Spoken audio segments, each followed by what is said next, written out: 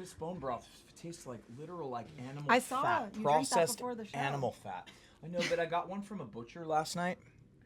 Am I on here? I got one from a butcher last night, and this one, try us. Oh boy. Oh. It's crazy. It tastes like processed animal fat. Oh, it's pretty good. That is It's thick, dude. It's really good. It's like Butter. it's like Like melted butter drink. Tastes like the bone marrow from last night. Yeah, it's like a bone marrow. It's like a melted bone marrow. Like put bone marrow in a kettle and then put it in a bowl. The interview has begun.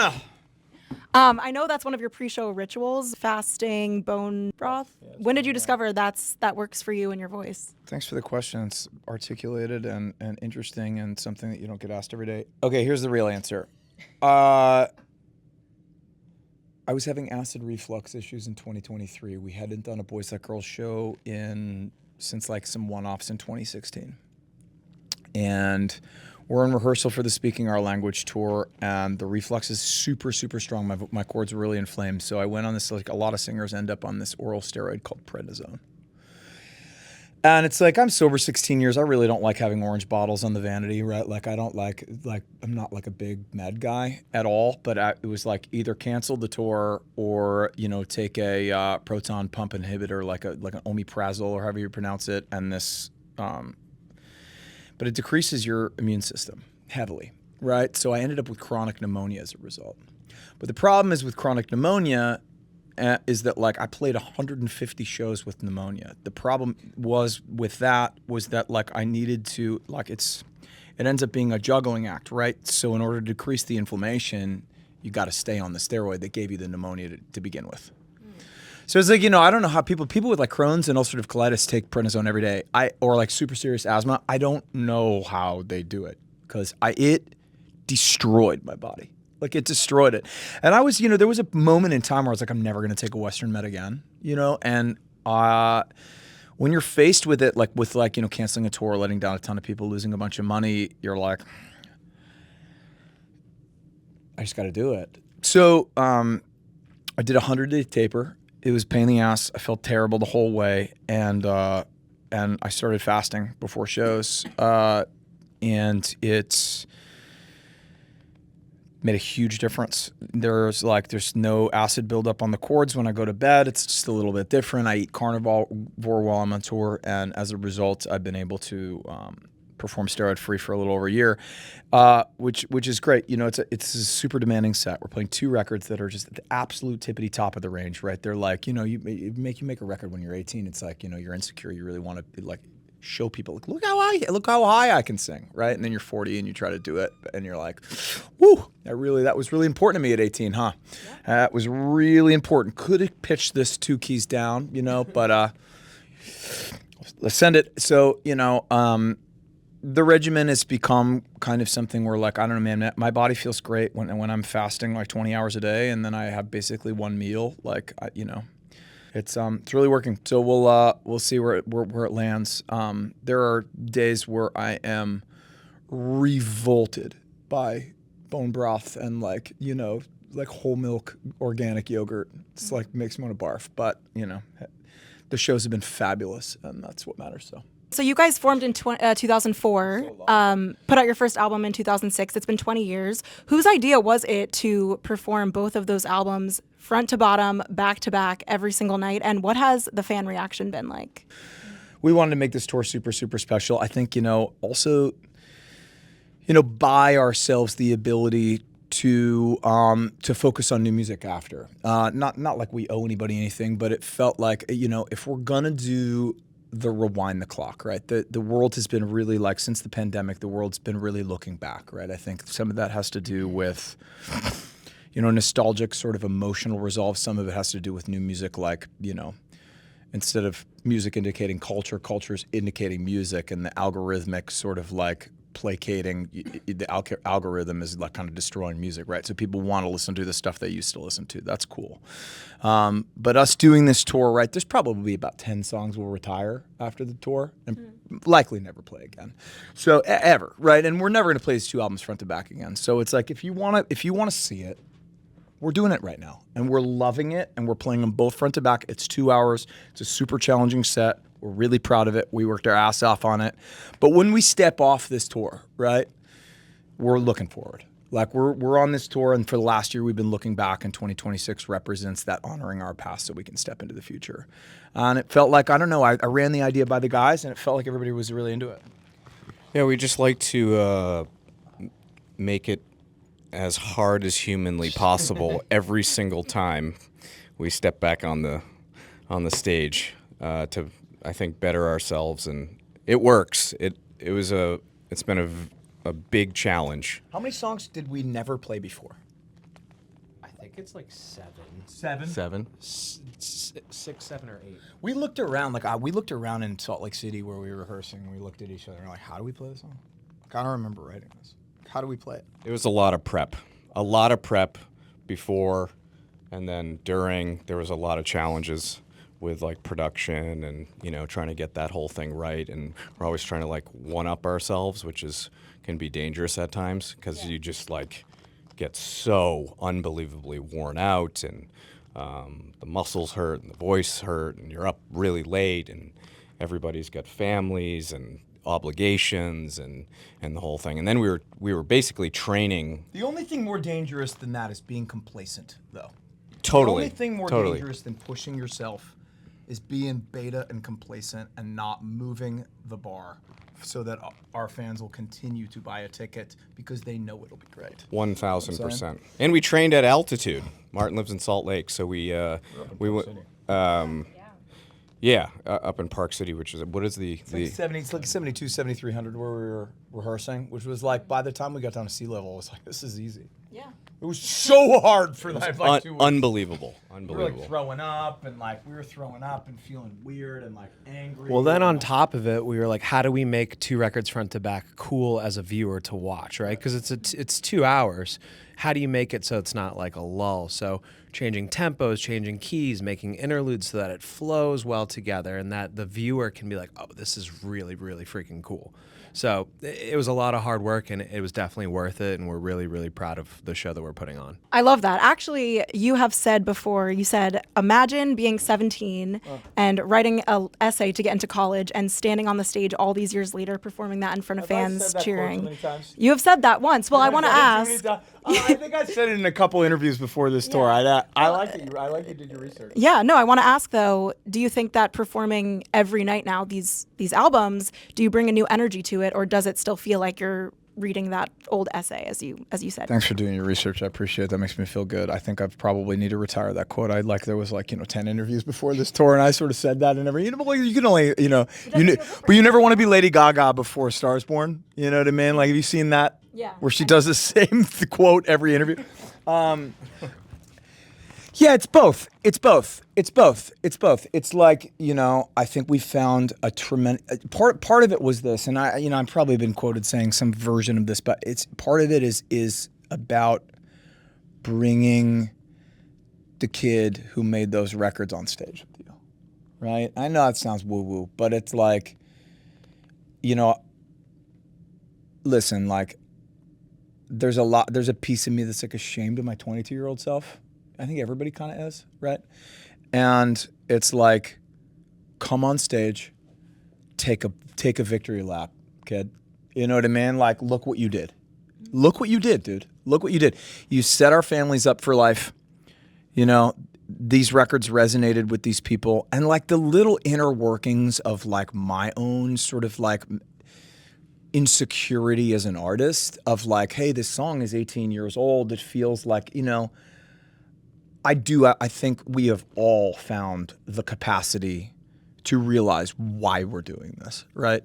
I don't really remember writing The Great Escape, but it's not ours anymore.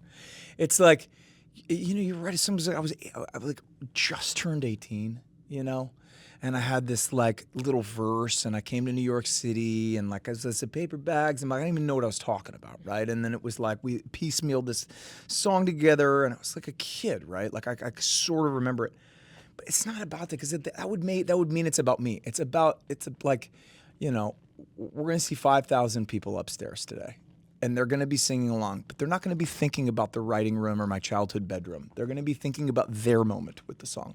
Their moment is like, the windows are down, they're holding hands with some crush that they had when they were 16, and the iPod's going, it's a tape adapter, and whatever it is, right? Whatever your 2006 sort of memory associated with that song is, and that's why we're playing it. It doesn't really listen, I've had, and we've all had some big dubs in the music industry that have been the ego boost that you need. You get the plaque in the mail, whatever. But the in regards to just running back like B-sides off of Love Drunk, it's not really for us, though it's becoming now. Like, I think as the set molds to who we are now as men, that was also part of the point, stepping into creating new music and defining the next chapter of Boys Like Girls. I felt it was important, and we all felt, we had this conversation. We had a bunch of songs in the can, and we were like, what's the persona? What's the branding of this? How do we create the through thread of what this thing means, right? Playing these records front to back every night indicates that, right? Bring that kid on stage who made these records, right? Proverbially. And then, let him take that victory lap. But also invite him in the studio after tour. Like, hey, dude, remember? I think when we were making Foxwoods, and we're proud of that record, there was a lot of questioning, like, would Boys Like Girls do this?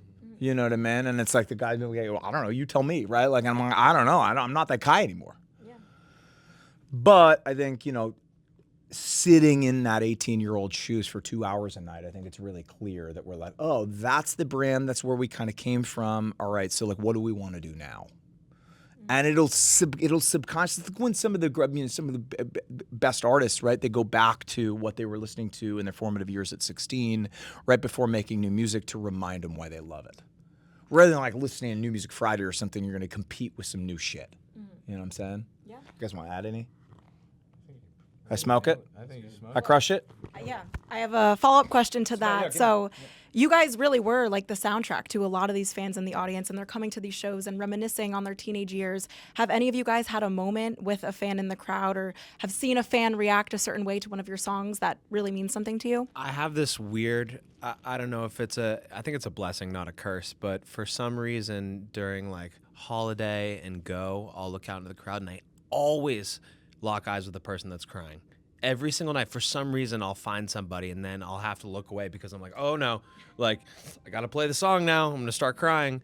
But you could see just how much it means to some of these people that are out there. Like they close their eyes and they think back to where they were listening to it, like you said, in their car. And it's just, it resonates with them and is so special to them that like you feel that on stage performing it. And like I have to look away immediately, or else I'm gonna be like, I have to sing, and I'm gonna be sobbing. So there was one song in particular that was really, I wasn't expecting to be the one that was really special to me on this tour. There's a song we wrote off Love Drunk called "Someone Like You," and it's a song I wrote alone. It's 6 a.m. in Brooklyn, and very early 2010, probably late 09. I think it was maybe mid 09. And, if there was at the time, the band was on top of the world, but I was suicidal, essentially. And if I wasn't physically trying to hurt myself, I was trying to do so with, whatever was in the baggie. And I don't even know that I was expecting to put this song out. I just I don't remember writing it, but it's essentially a prayer. And we came in for rehearsal. We're in Salt Lake. The boys flew in. My second daughter had just been born. She's like 6 weeks old. I go down to this sort of abandoned arts castle thing. We're all set up in a circle, and there's these printouts of AI lyrics. Right, Good Genius or whatever. Somebody had printed out all the songs we had never performed before. Right, you probably don't know these lyrics. Here's a cheat sheet. And I pick them up and I'm starting to mess with them. And I really, I haven't listened to this song in 17, 18 years because listening to the back of Love Drunk was challenging for me for a while. And I picked up Someone Like You, and I started weep cry in front of everyone. And it was like, man, dude, this prayer's been answered. You know what I'm saying? I'm begging for help. in this, and for some reason that just like came out. Right? Like maybe I didn't realize that I was begging for help. I was just like trying to write a great song and kind of accidentally told the truth. Just something that happens. You accidentally tell the truth when you're creating melodic stories. But dude, every night, like last night, to as an example, sweet girl at the meet and greet came up and she's like, "Hey, like, I'm 6 years clean, and like it's really important to me to tell you that." And man, during that song in particular, because it is essentially like the quintessential bottom prayer, like help, help, help, help, help, help, right? Dude, she's crying, and look at me. I can see how proud she felt of like, running out of the burning building, like saving her life. Or she's front row, and we're just we're in, right? Dude, I got the chokers big. Like you never know what you're gonna do and what you're gonna affect, right? Like I think even as artists, like everybody's like, including myself, so self-consumed in it. Like you're making a record and you want people to like it so bad, but you also want to like it as an artist, and you're not really thinking about in 17 years there's gonna be this girl who gets sober, and this is the song that's super important to her because it's your bottom song, right? Like it's like, I don't know. So that's been one that's just personally important to me. It's probably kind of like a little bit of a lull in the set, actually. Or as there's a couple ballads at the back half of that record that like that if we were making a set that was banger, banger, banger, banger, we probably wouldn't play it. Probably never gonna play it again. Yeah. But in this tour, expressing that particular piece feels like such a victory, right? I've got these two beautiful girls that have never seen their daddy high, and it's a huge gift, and the gratitude that I feel when I'm getting weepy now when I play that particular song, which was a song written at 23 at my absolute death door bottom, and it's just like, man, I feel really proud. So when I get to share that with somebody else who's had a similar experience, or it doesn't have to be substance abuse. It can be self-harm or whatever it might be, depression. It's a nice moment for me, for sure. You guys went on tour with the Jonas Brothers. I Don't Want to Miss a Thing. That video has gone viral. Every single person has posted it. The video has millions of views. Joe Jonas commented, said, "Should we release it? I want to know. Are we going to get that?" I don't know. I invited Joe tonight. We'll see if he cruises up. Maybe I'll ask him in person. I have no idea. I saw that a lot of people were seeing it online. I didn't know it was viral. I don't know what quantifies. Is that the right word? The V word, like viral. Like, is it like over a million? Every fan who's posted it has millions of views. Wow. Yeah. It's a great song. I mean, it's one of the best songs of all time. Top 5 for sure. I mean, like, let's just give credit to Diane Warren and Aerosmith. This is such a smoker. I remember their MD. I got a text from Nick. Cover tomorrow, and I was like, oh boy. Less than 24 hours. Oh boy. Oh boy.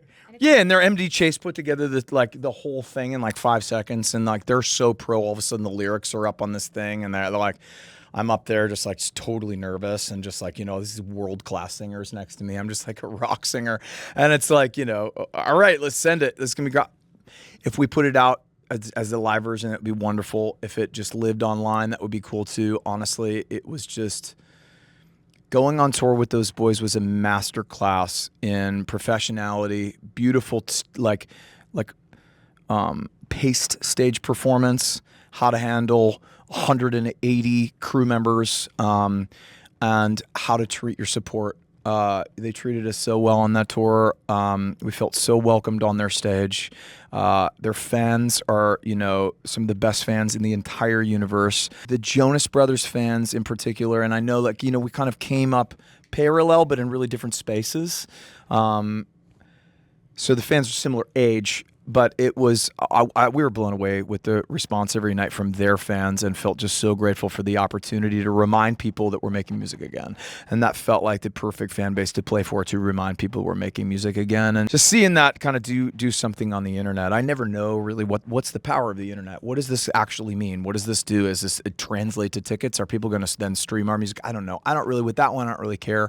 I just think it was it was a beautiful 3 minutes. It was our last day of tour. We went up on stage with the boys. We got to share their stage on the big way, right? We'd playing at 7:00, go out there at the daddy o'clock. It's like freaking 9 or whatever, and it's jammed and the lights are right, and dude, we'll see what happens. I think our blessings are really, really, really, really clear this last couple of years, and it's really, really clear what we're being called to do right now, and we're being called to work hard, and we're in a season that's a really, really, really big season of rewards. We got called in to do that Joe Bro tour. We didn't have anything planned that summer. It worked perfectly for us and for all our families. I got back home and went straight into the baby bubble. The timing couldn't have been more perfect. We're so delighted that they asked us to do it, and it teed us up to do this nostalgic play and step forward into our future. And we're indebted to those boys. They're wonderful men and great dads, and a really, really beautiful example to everyone in the industry of what it's like to be a massive star and also a great person at the same time, which is possible. Yeah, I mean, on behalf of all the fans, they loved it. I hope that comes out. You said it yourself. This is a tour to celebrate the past so that you can walk into the future. So what can we expect from you guys with new music? Yeah, I don't know. You tell me. Let's see. Let's find out. We're gonna get off this thing. We're gonna keep the stage clothes on, and we're gonna step right into the studio. We have 40 demos that feel really great, and we feel really, really excited about. The band's been working on for about 2 years. Some of our kicked over like stuff that was half finished when we did Foxwoods, and sort of, the rest has been us feeling out what it feels like to be back and what we want to say and make, not just sonically, but also visually and kind of as a body of work, which is something that's in a singles consumed, like the way that people consume music is so singles based. We're really focusing on the full experience of what it's like. Give us a sec. We're figuring it out. It feels really great. We're really proud of it. I know that it's pretty different. I think Foxwoods was maybe the hybrid model, and like I said before in this particular conversation, we kept looking at each other being like, would boys like girls do this? I don't know that we're going to have to do that this time. I think it's going to be a little bit more like we know, and not only do we know, I think we're going to care a little less about appeasing our 2008 version. You know what I mean? Like whatever picture of us was on that, like proverbial cover of J14 in 2008. And we're like, would they play this song? Who cares? Who cares? Who cares? Our fans aren't listening to that anymore. They've got a playlist that's just like, eclectic, right? It's different. It's just like, there's songs of bands in our genre, directly next to like Zach Bryan and Morgan Wallen. Like we can do whatever we want, and we will. Yeah, I think you nailed it. We're going to step in there and do our best and do what we love, ultimately. Yeah, killer. We got to go. We got to go. Thank you so much. Yeah, thank you guys. Better for the show. Thank you. Just Jamel, just say we got to go. Got to go, guys. Thank you so much. Thank you.